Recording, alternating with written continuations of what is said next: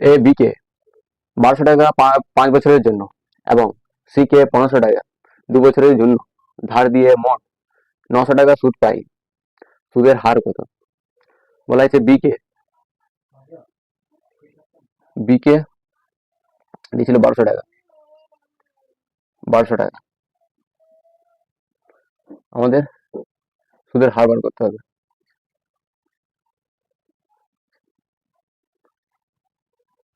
5 বছরের জন্য এবং সি কে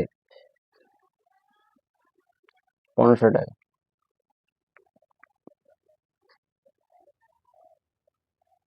2 বছরের জন্য এবং সুদের হার হচ্ছে 900 টাকা।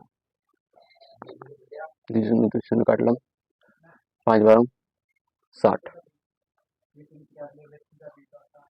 15×2 = 30। এদেরকে যোগ করলে হয়ে যাবে 90। 90কে 900 দিয়ে ভাগ করলে 9×10=90, 10%। Option A right answer.